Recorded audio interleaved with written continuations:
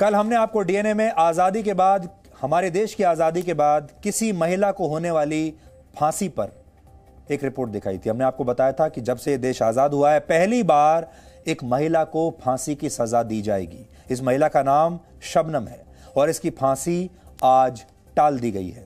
शबनम ने 2008 में अपने माता पिता और 11 महीने के भतीजे सहित अपने ही परिवार के 7 लोगों की हत्या कर दी थी। शबनम फांसी की सजा मिलने के बाद से उत्तर प्रदेश की रामपुर जिला जेल में बंद है। जेल के अधिकारी जब फांसी के लिए जरूरी डेथ वारंट लेने के लिए अदालत में गए तो अदालत ने पूछा कि इस मामले में कहीं कोई माफी की अपील की गई है।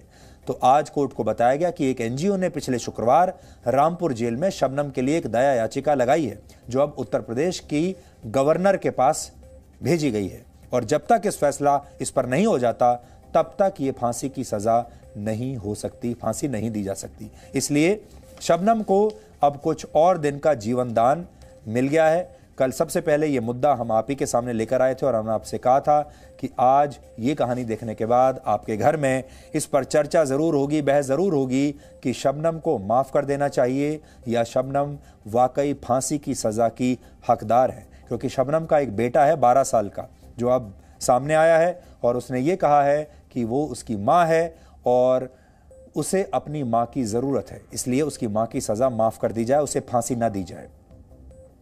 लेकिन कल हमने आपको यह भी बताया था कि शबनम ने अपनी मां की भी हत्या की थी, एक बेटी के तौर पर। शबनम का बेटा तो उसे बचाना चाहता है, लेकिन शबनम एक बेटी के तौर पर अपनी मां को मारना चाहती थी और उसने अपनी मां की हत्या कर भी दी। और अपनी मां की हत्या करते वक्त शबनम के हाथ नहीं कांपे थे, इसलिए यह बात भी याद रखनी चाहिए।